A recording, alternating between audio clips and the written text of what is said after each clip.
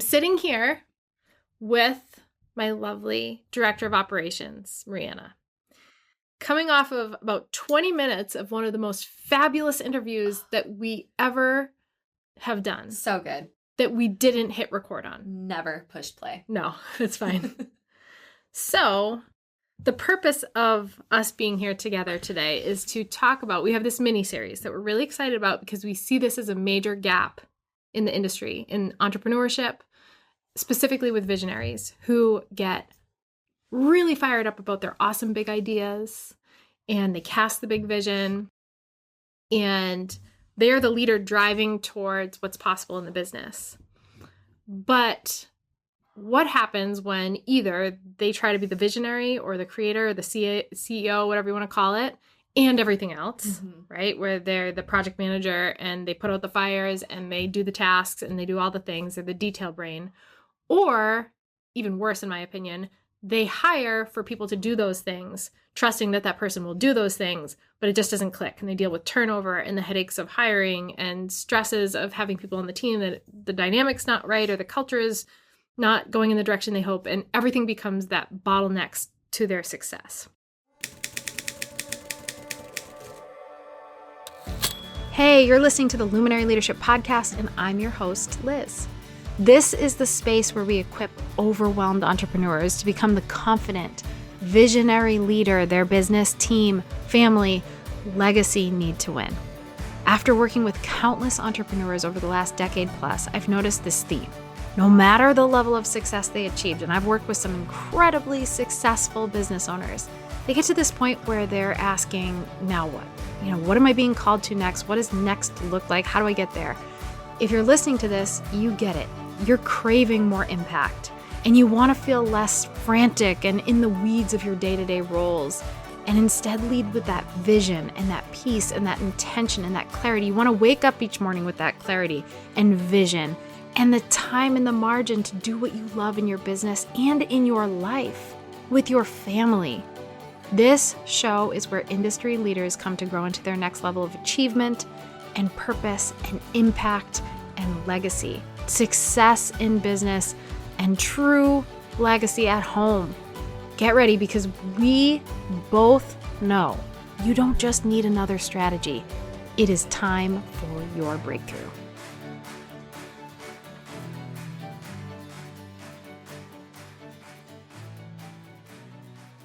And what often happens is when they make those hires, and when I say, let me just clarify, when I say hire, it can be when I talk about having that other person, that right-hand person in the business. It can be a hire, like a director of operations. It can be an integrator. It can be a VA. It can be an assistant of any kind. It can be a project manager, but it also can be a spouse. Michael and I have that dynamic of he's more behind the scenes in the business, the details. I'm more on the front end of things with creation. It can be a business partner. I work with a lot of awesome clients who have a business partner where they're that, dueling dynamic of personalities. So I just want to clarify that. And they wonder when they make these hires or they have these people in their business or they're working with their business partner or their spouse, they're like, what are we doing wrong? Did I make the wrong hire? Is this not going to work in business partnership? Or do I need to bring more people, new people on? Or do I need to just go back to being just me because it all feels like a total disaster and it causes more stress versus the growth that they hope it would lead to. So as a part of this strategic partner series, we are going to hear from the perspective of the visionary today, me, and Marieanna is going to be interviewing me, asking me questions to kind of get into my brain as part of the strategic partnership. What makes me tick as a creative, as a, kind of 30,000 foot view thinker, as the leader of the organization, so that she can better understand, and really so you can better understand how, as whether it's an integrator or that right-hand person, how to support the mission of the visionary. And next week, I'm going to be interviewing her so that she can share what totally pisses her off about me and working with a visionary, how frustrating it can be, but also, what things that we've learned and the mistakes we've made, but also the things we've learned that have completely shifted the trajectory of the business and our joy in the process, and how to get our team into flow. And this is all with that goal of better understanding how to leverage the power of strategic partnership. So any of those relationships I previously mentioned, they fall into the category of strategic partnership. There's partnership, but then there's strategic partnership. Yeah. We're talking about the latter. And it's all designed to help your business grow with more ease and to grow faster. So if you've been hiring and you have turnover, you've been hiring and it's a headache, if you feel like you're stuck in your growth, you're hitting financial plateaus, or you're just wanting to optimize your team and your time. I have even better questions that I want to know from you this time around. So I'm going to really dig in. So you better be ready. Are your hands sweating? My hands are sweating because that's what happens when I get angry, apparently. My hands are sweating. Well, I'm excited and also honored. I'm so honored to be in the barn studio listening to the chickens in the other room that I had, or the coop. The coop. That I had no idea what the sound was. But I'm excited because this is something I'm really passionate about from that strategic partnership level, to be able to get behind the gears that are twirling in your brain to really see to really see how as a team we can continue to grow together. And one thing I think you've done so well is you've helped build me up into believing in myself, pushing me out of my comfort zone. You've led me in such a way that I haven't really been led before when it comes to the business world. And so I'm just excited to also get some dirt on you out into the public, Great. But to really just dig into, kind of life before me here and life as it is now, because we are in such a flow of our team and in such a, things feel in such good alignment right now where it's fun. Like, who would have thought that this would be fun? So I would love to hear a little bit about your past experience when it came to hiring. What are some of the things that you feel didn't always work for you, or what roadblocks were you running into? What mindset blocks did you have? Plenty. I made my first hire in 2011, back when I was about a year into business. And in retrospect, it was catastrophic. And I've made many, many hires since then. But I hired initially with that kind of corporate mindset that I was coming out of sure, send me your resume, and if you fit the bill, you're the hire, right? If you have a pulse and you can do these skill sets, you check these boxes, you're the right person for the job. And that's how I hired. And that's how I, quote, led them as well. It was like very little connection personally. I didn't know how to really help them become the person that could be even better in that role. And I just had an expectation of, yeah, you said you could do these things, so do them. And what I found was and I had no onboarding, right? I had no real hiring process aside from putting this really crappy job description out there with very little detail, not capturing the team culture at all, because I didn't have one. Not capturing who I am as a leader and who they'd be working with and what the dynamic would be like. Just like, do you do these things well? Cool, you're hired. And as a result, I experienced a lot of turnover. I experienced a ton of frustration because I kept having this feeling of like, what is wrong? Like, why aren't people capable? What is everyone, a moron? Like, I just had this horrible attitude of like, it was everybody else's fault. Yes. I'm hiring these people. Why can't they just fit the bill and do what they said they were going to do? Why do they keep leaving? Why do they keep asking for more money? Like, just all these things that I felt like were really big stressors to me. And ultimately I started feeling like, why am I even hiring at all? Anyway, I'm working more because they're doing it wrong. So I'm redoing it, but I just paid them to do it and then have to redo it. Right. And I'm putting this expectation that they're just going to figure it out, and they weren't. So I started to realize, oh, wait, this isn't working. I really need to pour into these people. I really need to understand what makes them tick, how I can support them in their growth. And I really need systems to bring them into this business, even though it was small at the time, so that they are empowered to do their work well. And they're empowered to want to do better and learn more and become the best version of themselves in that role. So I was hugely frustrated with hiring. Little by little, I would kind of get better with time because I would realize, okay, maybe I need a better system. So I would start to try and put together some kind of onboarding process, but it wasn't very good because I was still the one having to manage the person. So a lot of my time was going into that because they were coming, because I wasn't empowering them, they would come to me with, is this okay? Or can this one be published? Or can we send this email? And it was like, I'm having to hold their hand through every step of the process. And it didn't occur to me, oh my gosh, I'm not empowering this person and giving them permission to do the thing that I hired them for.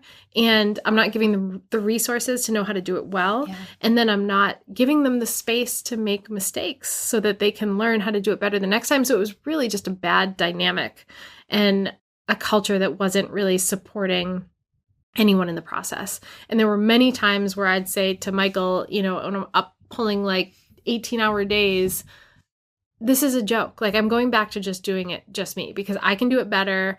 I can do it faster. I can do it how I want to do it. I'm fully capable. Why am I paying someone else? And that's the attitude of a lot of visionaries and leaders, where they feel like, why am I even bothering bringing someone on if they're not going to do what I want them to do? Yes. Yes. And that was where I was getting stuck. Where do you think you overcame that to open up your fists and be like, okay, as someone who steps in behind the scenes of your business, I want to know that I have a responsibility. I want to be held accountable. I want to know that like the work I'm doing is actually going to be moving not only the needle, but making an impact, right? And in order for me to feel that, I need you as the visionary to open up your fists and allow me in. So how do you think how did you do that? Like, how did you first transition from that mindset of like, I'm just going to do it myself and kind of control it all, to I think I need to like open up my fists a little bit and let people in to help me grow this thing? It was two things. It was one, realizing that I needed a culture to speak to. You know, like I didn't even know what I was bringing them into aside from a list of tasks. Right. So I had to really get clear on my vision as a leader of where are we going? Like, where am I leading these people? Because if they just feel like they're showing up and they're in their own little bucket and they don't see how the fibers of what they do weave the tapestry of what we're building, and they're just over here in this separate little world, they're never going to be inspired. They're not going to be excited. They're not going to want to grow. They're going to show up, get their stuff done. And they're always going to have like eyes for other opportunities. Right. So I had to really dig into, what is that vision? Like, why are we doing what we do? Because I was hiring people to know what they were doing, but I wasn't hiring them and helping them see why they were doing it, what they were ultimately a part of. Like, what is that ripple effect that they are helping to create? And I will admit, this was very difficult for me because in the earlier stage of business, it was very much my baby. Like, this was my thing, my brand, my name. And I felt like everything was a representation of me. And I was just kind of in that, I think maybe, you know, before you have kids sometimes, or at least I shouldn't speak for everyone. This was the case for me. You're very inwardly focused. Like, I didn't have to think about other people a lot. It was, what was I building for me? And then I got married, I had a family, and it was like, oh, wait, this isn't just about me in life in general. And I started to see that truth start to bleed into my business a little bit too, of wait, these are human beings coming into my organization.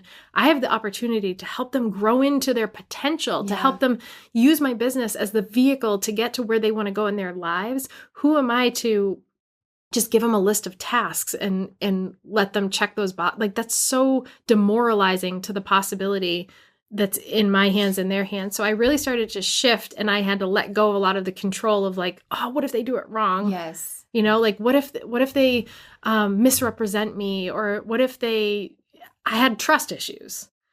So it came from realizing that, okay, I'm not in the middle of brain surgery here. Like, if there's a mistake made, it can be fixed. And there's a huge learning opportunity every time we make a mistake. Now, I can build bumper lanes to minimize the possibility of mistakes. That's on me as a leader. What systems can we have in place? What standards do I have? And just, I want to hear from them. Like, what are your standards? What do you want to bring to the table? What excites you? What makes you tick? So it's not just me putting all these rules on people. It's us having a conversation of, man, what are we building together? And why is this so important? So that they know when maybe one of their tasks, their granular things that they have to do, because tasks have to get done in the business for things to move forward, whether it's sending that email or making that phone call or doing that granular thing, they see the through line to the big, beautiful thing that we're building. Yes. And they feel empowered by that, and they feel excited about that. And then the other piece was really looking at what I grew up in. So I grew up in a family of entrepreneurs. So I would work in the summers and after school and in high school and I'd work at my uncle's chiropractic office, my mom's CPA firm, my grandfather's law office, and my dad's real estate appraisal business. And I would get to witness how they treated people. And one thing I noticed was, wait a minute, each of them individually, have had the same employees for like 40 years. And these are small mom and pop shops. Any of those employees could get better benefits, better pay, better time off, anything like that at a corporation. But they stuck by my mom or my grandfather. What was it that made them want to stay? And it was the value system that those people in my life lived by. It was who they were as a leader and how they invested in their people first. That was something my mom taught me. Your people aren't going to invest in you until you've invested in them. Absolutely. And I had this moment of like, oh my gosh, I'm hiring these people. I don't know their spouse's name. I don't know if they have kids or how many kids. I don't know what their love language is. So when I, give them words of affirmation, but they don't really care about that, and I'm wondering why they're not receiving that, affirmation. Mm-hmm. I had to get to know my people, and I had to let them know what just my vision for the business was, my vision for us. Mm-hmm. Like, where are we going? What's in it for them beyond the paycheck that's coming at the end of the month? Right. So that was a huge shift for me. And that's leadership. That's an ongoing battle that a lot of people face, because we work with a lot of clients with significant businesses that have been hiring for years or running businesses with team for years, and they're still running into the same trouble. This is not something that just happens with time and being seasoned. Mm-hmm. This is a very intentional shift. Mm-hmm. And that's one of the things we coach really strongly, is helping our leaders make that shift and having, yes, the systems in place, the strategies, but also who do you need to be to really cultivate these people and help them become who they're called to be, because then you're living up to your potential as a leader. You're not just getting your business to where you want it to go. That's not going to be satisfying at the end of the day if you felt like you didn't live up to who you were actually called to be in the process. Absolutely. And you're allowing people to find their sweet spot, their zone of genius. That's, I think, why it's so fun right now, is because I feel like everybody on the team has found their sweet spot. And it's very different than what I originally came on the team to do compared to what I'm doing right now. Right. Is very different. Yeah. And that just goes to show that you didn't just hire me to say fill these boxes, do this, and you're out of here. It was a grow with us, learn with us, help us grow, help us build. And that has been, I think, why it's just so fun to be a part of, and also to see where we're going. And so this is a question I hear a lot, and I think you hear this a lot too, but how do you find those people? Liz, that sounds great. You're building this, it's fun for you on your team right now. How are you finding those Marieannas? How are you finding those Katies? How are you finding people that are willing to be invested in your mission? And I feel like you touched on it, but it was so good that I want to unpack it more of how do you really find those people to get invested in you and your mission and the work you love and feel like they are bigger, they have a bigger impact than that email that they just sent? Totally. That is the exact question I asked for years when I was hiring, firing, hiring, losing people, hiring, getting frustrated, was, where are you guys finding these people? Am I going to the wrong, are you on Indeed or Upwork? Where are you finding them? And literally thinking it was a location thing. How do I go find the exact person who fits this bill, only to come to realize that aside from truly hiring the wrong person, there are people out there that are the wrong fit. Yeah. And one of the ways you safeguard against that is your hiring process. That's why we've come up with an entire system that we coach our leaders through, or our visionaries through, and our right-hand people through in our Visionary Right-Hand Mastermind. It's why we have it in our big resource hub for entrepreneurs, helping them. So every time they hire, they understand what this system is to safeguard against bringing in those duds, because they do exist. Mm-hmm. But how do you take someone with the right heart and the right value system, and then you cultivate them? You create those people. Yeah. If you're in the right frame of mind and living by the right values as a leader. So you might have that person sitting there and they're just this ball of clay that's ready to be molded, but you don't see it. Like you can't see the vision of what could happen if you chisel that away or you mold that clay. And I think that's the missing link for a lot of people is they're still out there trying to hire the right person instead of seeing that they have the right person. They need to learn how to cultivate that person. And that comes from a lot of different things. It's that investment in them, right? It's that them feeling like you love them, right? You have to lead with love. And it sounds corny. You're like, I'm running a business here. I don't have time for love. It's, well, you better make time for hiring and hiring and hiring and hiring because that's where you're going to spend your time. When you lead with love and you really pour into your people and you understand your people and you serve your people well, they return that favor big time. And the other thing is really getting to know how you can lead them. So this is a big piece of what we do, especially now that we have Katie on the team. So Katie is our resident personalities expert. And at first I was like, yeah, personality tests, cool. Like I've taken them. I've had team members take them. No. There is a whole nother level of getting to know the intricacies of your people and of yourself as a leader and how you need to lead those people so that you can have the best possible output from the team, but not just the output. Yes, your profit goes up, your trajectory, like all those amazing things. Your confidence also goes up as a leader because you really understand your people. But more than that, you get into this indescribable flow because everybody's in their sweet spot. And we all do crap we don't necessarily love to do in terms of tasks. That's the nature of being a small business. We wear a lot of hats, but overarchingly, we're all where we should be. And we fire on all cylinders because of it. So when you ask, where do you find the people? I would really challenge that question and say, you cultivate the people, but are you yet the leader who's capable of it? Do you have what you need to know how to do it? The personality deep dive, the systems for you kind of weeding away the wrong people and there is an element of attracting somewhat of the right people and really living your vision and your values. I've seen this a lot where people are like, well, I have my values. They're my value statement. It's on my website and we have it on the wall at the office or it went out in the initial onboarding email. I'm like, really once? They heard it once? And are you living by it? Living it. Yeah. Do they see it? Right. Are you the doorway to your values? Are you living it out? Yeah. Well, this reminds me of a conversation I had with my mom that was so hit me. And I think it's really impacted who I've become in business and leadership. We were having this conversation around core values. And it was years ago when I was like creating my core values. I think I had like downloaded someone's freebie or something and I'm creating my core values for the company. And she's like, Elizabeth, what are you doing? I was like, oh, well, I got to create the core values. We're going to be hiring and, I'm going to put it into a statement. And she's like, I've never done that.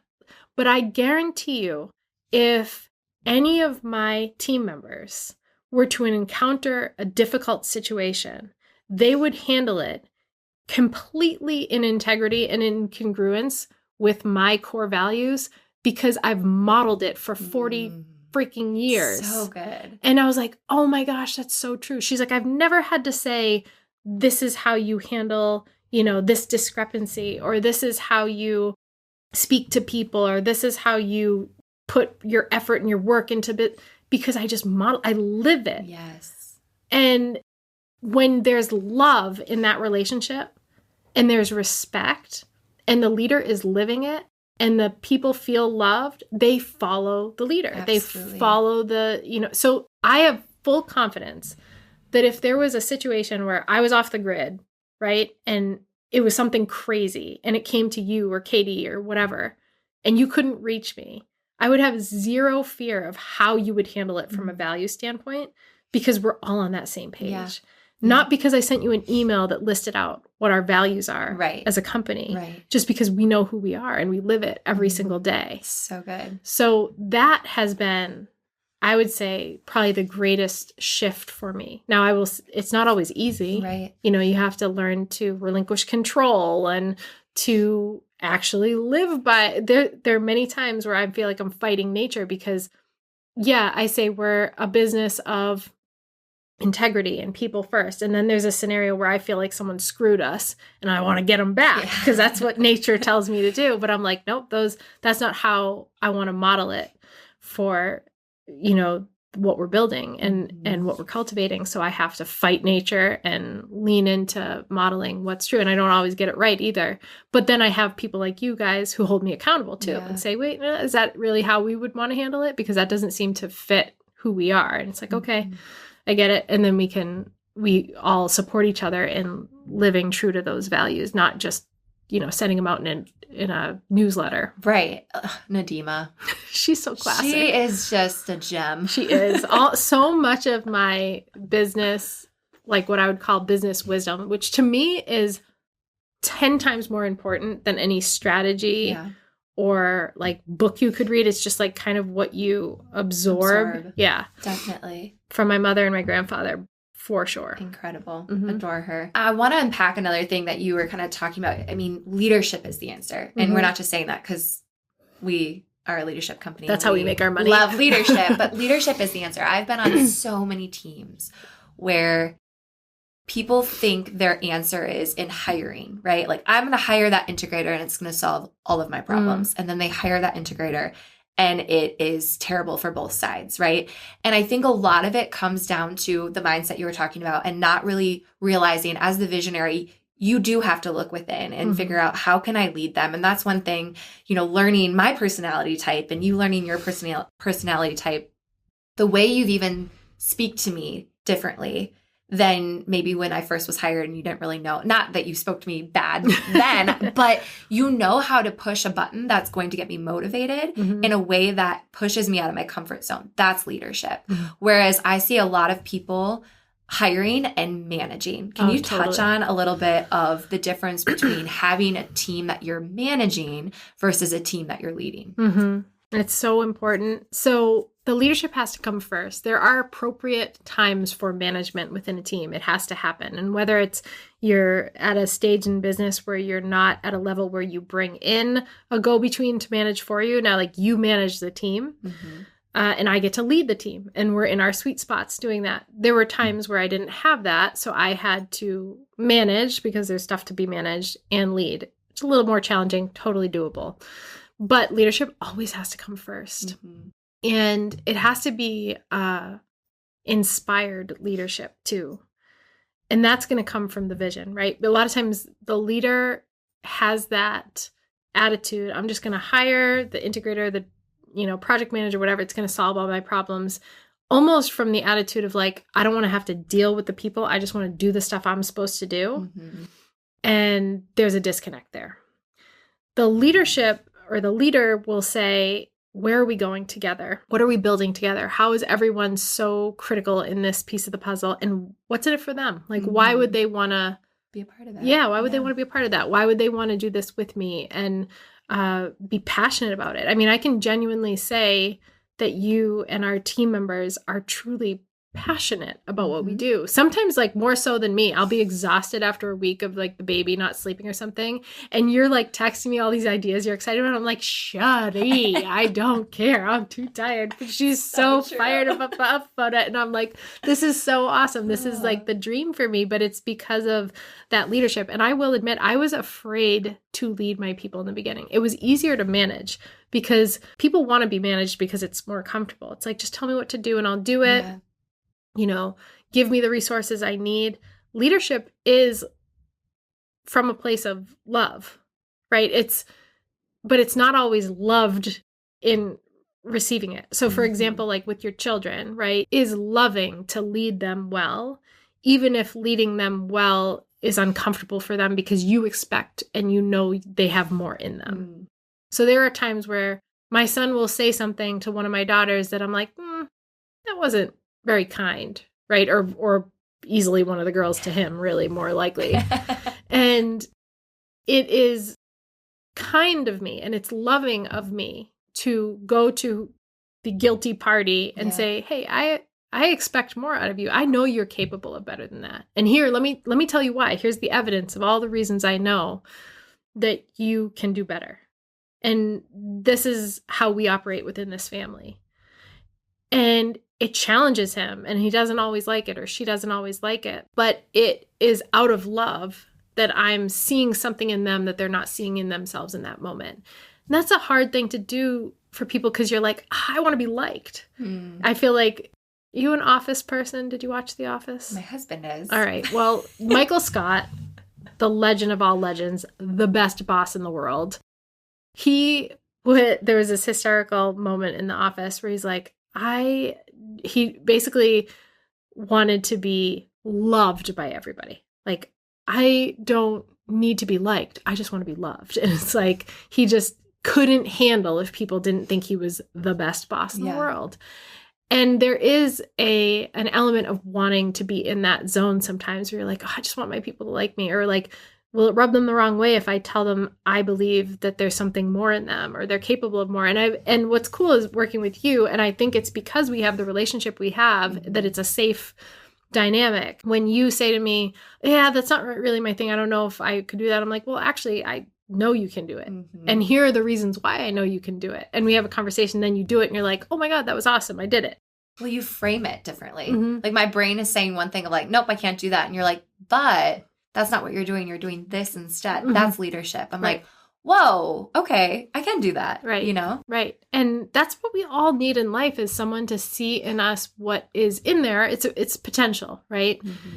And I don't want to die with my potential inside me. I don't want my team members to fizzle out with their potential inside them. And I feel like, or my kids or my husband, I feel like it's my job in life. It's like one of the things that God has put on my heart is to see that potential and be able to help pull it out. I'm not doing the work. You're doing the work, but I'm helping you catch a blind spot. Yeah. Yeah. And that's a big piece of it is being committed to that part of the process and not feeling like you have to micromanage or manage everybody. And things that support that too are systems, right? When you have SOPs, when you have procedures in place, when you have systems that you know work, it gives your people the confidence to go do the thing without having to be managed. Yeah. If you don't, you have to manage your people. Yeah. You don't have a choice. You don't have time for leadership because you're like, oh, they made that mistake again. We can't afford that. We got to fix it. And it's like you're always going back to the same thing. So that's why in our programs, we get asked a lot, how do you do what you do? Like, well, okay, that's great, Liz. Like, lead, don't manage. What does that look like in the day-to-day? Or, okay, yeah, like onboarding. Well, what are you actually doing in the onboarding? We have taken a lot of time to essentially take all those questions that we get and strip out the answers and turn them into processes that we give to our clients in our programs or that are in our big hub of resources of all our content because we're like, man, if it's working for us, it's going to work for other people. So it is leadership, but it's also, do the legwork to build a foundation that you have the capacity, the time, the focus, the energy, the possibility to just step into leadership. I love it. And I think that right there is also you're stepping into leadership. And by doing that, you're giving your team the opportunity to step into their sweet spot of owning pieces of your business. Right. So that they can feel that invested. They can feel the mission. That's where I think you have done such a different way of building your team than I've been a part of in the past. Yeah. So I so appreciate that. Now I want to get into some of the good stuff. I want you to give the dirt on me. First, I want to hear though, like, what has been the most powerful thing? Like you get through that mindset block of what didn't work. You realize you have to lead before manage. What has been the most powerful part of bringing in a strategic partner into your business? I think right off the top of my head is it has freed me up to do what only I can and should do. And I mean truly can and should do. I don't mean the like only I can do it. I mean the stuff that as the leader of the organization, it is the mission critical stuff that only you should be doing. Like leading your people, right? Or casting the vision or having the margin to just think and create and do those things that when I'm the type that I do really well when I have the space to do those things, but when it's broken up throughout the whole day with like Slack message, text message, this, that I'm managing a call and you get like 10-minute or even 1-hour blocks to try and do these big picture things as a leader, it doesn't move the needle. So freeing me up and giving me the margin to do those things has allowed us to go from reactionary business deal with what's right under your nose because you have no choice but to do it. There are fires to be put out and this thing's going to burn to the ground, to long-term business, building for longevity, looking 3, 5, 10 years out, seeing possibility that we couldn't see before, looking for opportunities that we wouldn't have been able to access previously, and being in that role. So by far, I would say that is the most tangible, concrete, and like proof is in the pudding, bottom line change kind of piece of the business. But also from the standpoint of what it's done for our team, just an energy thing that's hard to really pinpoint. I think how I would describe it is just like being in a state of flow as a team, where we really are, I know I said it before, firing on all cylinders. We're having a freaking blast. Our culture in our team is very much family first, put the kids ahead of anything else. Bring the kids with us. Like that is, you will see footage of us with, our last like jam session here 2 weeks ago. Marieanna was here with her son on her lap as we're building out like our next $1 million offer. And I'm like nursing a baby. She's bouncing a baby. It's just like that's how we roll. But there are also times where we're so excited about what we're working on, where we're like texting each other as friends at like 10 o'clock, like, what do you think about this? Nursing the baby, but like, I thought about this. Yeah. Like, should we do it tomorrow? Let's do it. Yeah, because it's exciting and it's fun. So it's brought an energy and a revival to our team. And I want to just speak to the people who are in a rut right now. I believe business is very cyclical, meaning you will go through seasons of being on the up. You'll go through seasons on being on the down. You'll go through plateaus. And you'll never be immune to any of those things, right? You won't get to, so like right now we're in a state of flow. We're really having fun. Things are really going well for the business. And at some point things will be hot garbage for a minute, right? Like something won't work. Someone on the team will go through something hard. Our energy will just shift a little bit. Usually that's my indicator of I've disconnected from the vision, which means the team has disconnected from the vision, and I've disconnected from leadership. So I now pull from my tool belt a little bit quicker when I'm like, oh, okay, I can feel that shift. What do I have to do about it to shift that trajectory? But I would say those are the biggest things of having a strategic partner, is like getting me into my sweet spot so that I can lead, getting the team into their sweet spots, and just being able to see how my ideas are actually going to come to life. It's not an idea anymore. It's a project plan. It's in Asana. It's in Asana. It's in Asana. That's a big deal for me, guys, because I have for 10 years fought project management systems. I have used them begrudgingly and sparingly, and Marieanna has done the impossible. I told her it was greater than the miracle of Lazarus being raised from the dead, of getting me to, dare I say it, and ruin my reputation, like Asana. She told me she likes I don't Asana. think I said I liked it. It was along those lines, because I remember doing a happy dance and thinking, my life is complete. Yeah, I've done my job here. If something were to happen to me in the next minute or so, my life was well lived. Yeah, you lived your purpose. Liz likes Asana. I know. I'm just gonna like throw out there that I don't think I said like. I think I made it so that you at least don't hate it. Yes. Okay. It works, and it keeps me in. Before project management systems, this is like a total tangent, but it's worth saying, because I think a lot of visionaries will relate to this. It felt like a stress to me. It felt like one more thing to do. And I'm like, leave me alone, give me my checklist, and I'll just get my crap done. But now I see a 5-year vision coming to life in black and white. Yeah. And I see how every player on the team is a part of it and invested in it. I see how things are going to change over time. I can predict seasons. I can be like, all right, this is a hustle season. Yep. This is a go season. Summer, vacation. Like I can see it in Asana. And we've been able to build it so it's that way. Right.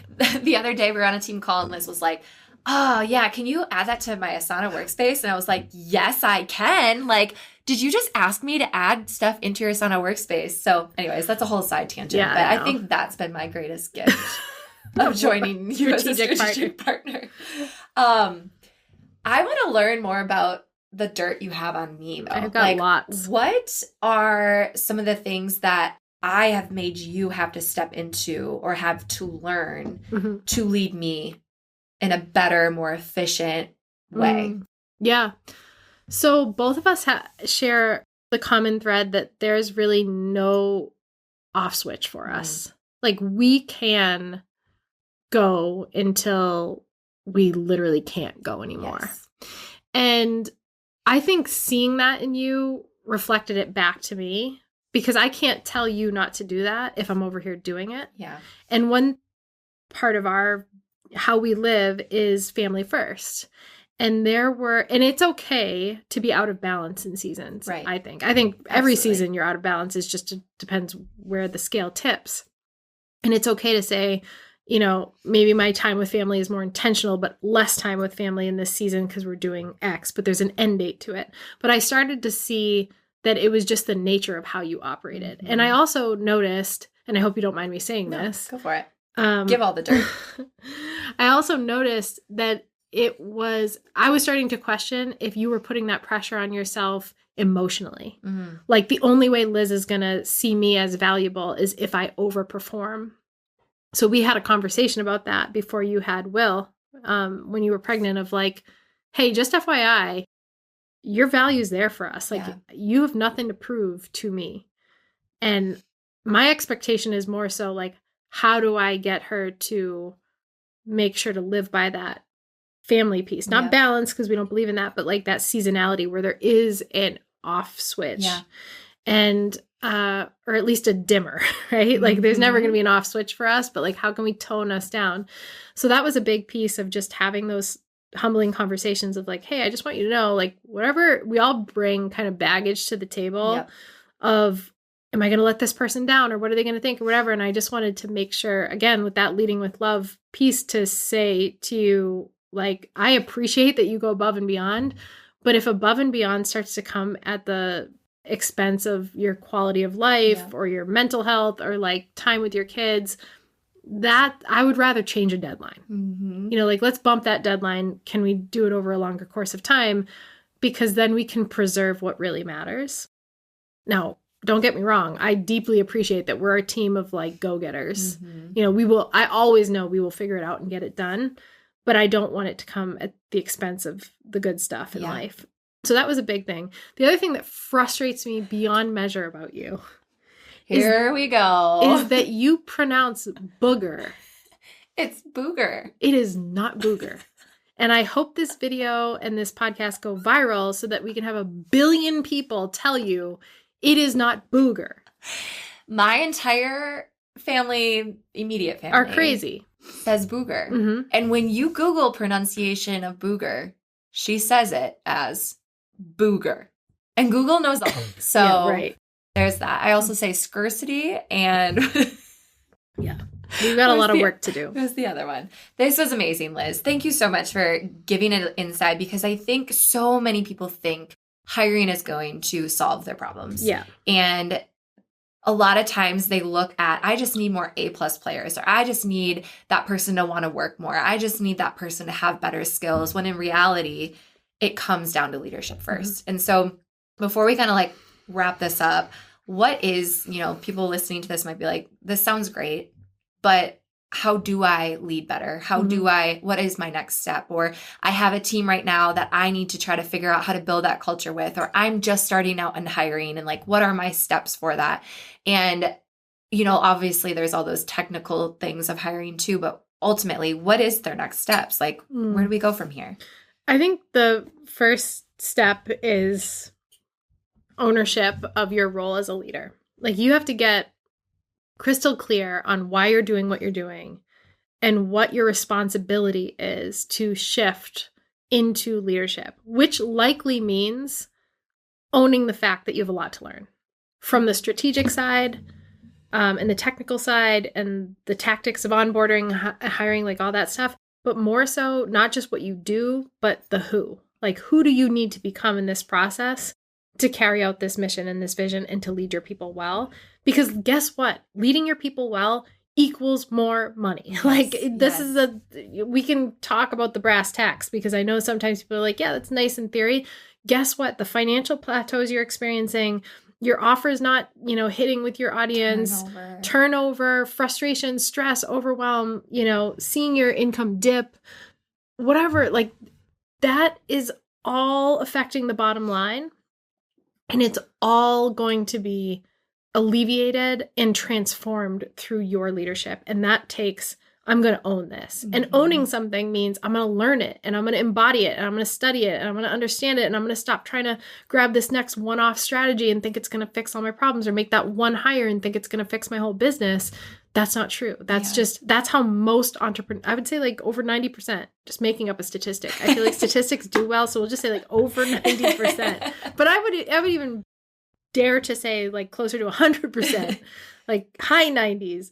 That's how most entrepreneurs do it. Mm-hmm. Like, I just got to get the next thing done. I got to look at what's right under my nose because that's what we feel like we have the capacity for.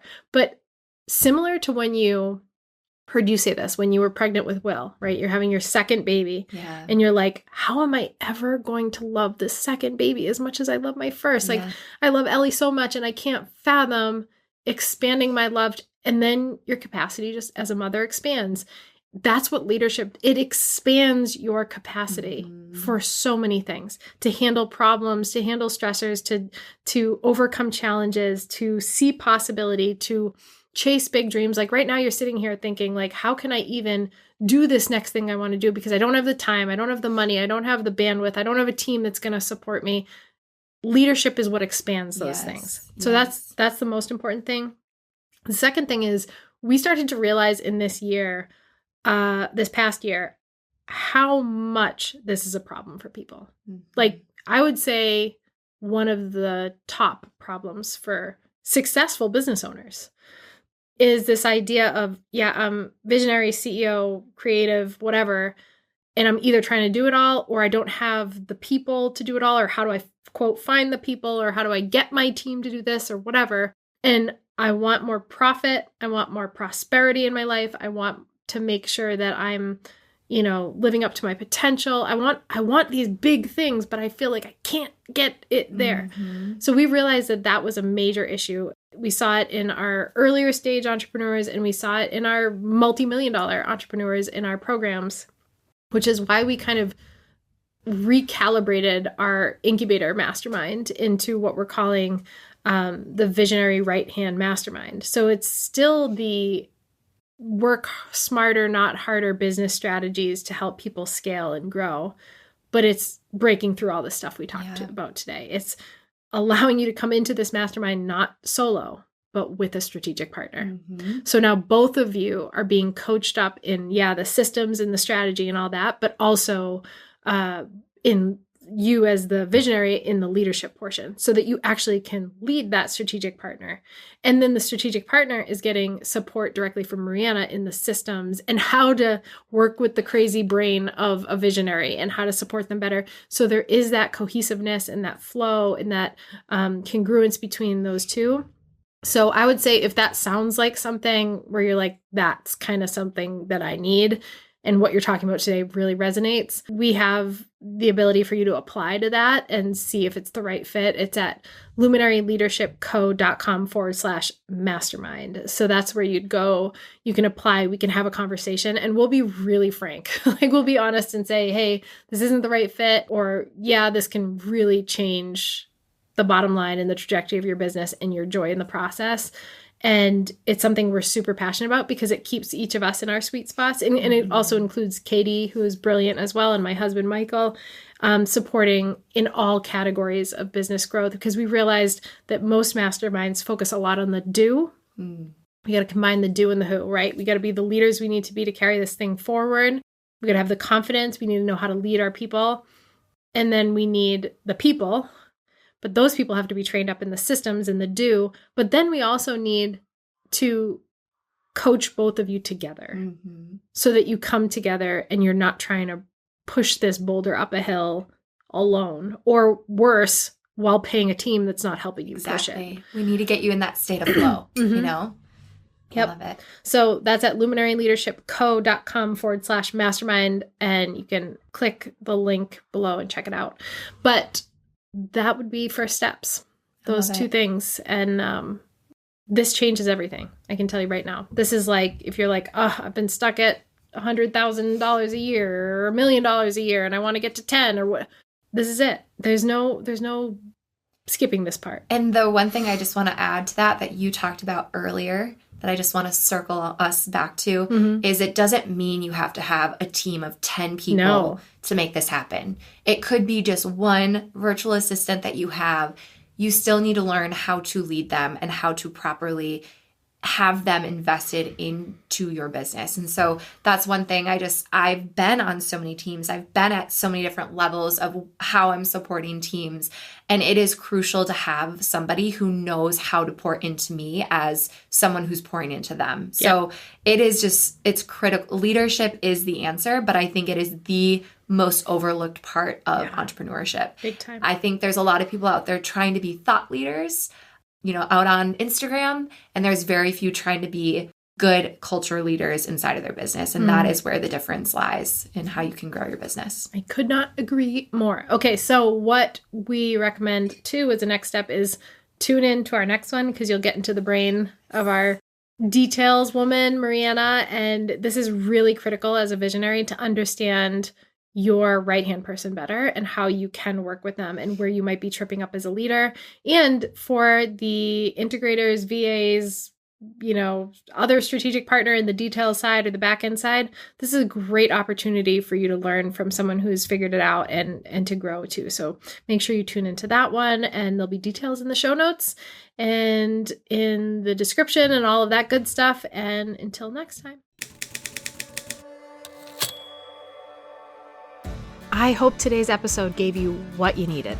If it spoke to you, please leave us a review and be sure to subscribe so you don't miss out on the next powerful episode. And I know it's so cliche to ask for a review. It always feels weird asking for one, but you guys, that makes a huge impact on the show. We read every one of them, and it helps us get incredible guests to serve you. Don't be shy. I love connecting with our listeners. You can follow along on Instagram when I'm on there at ElizHartke. And if there's a topic or a question or guest you have for us, reach out, share your thoughts. You can connect at marketing@luminaryleadershipco.com. And we do this for you. So the more you tell us, the more we can serve you. Thanks for spending some time with me. I really do appreciate you. Tune in next week to keep building your legacy and becoming the confident visionary leader you are meant to be.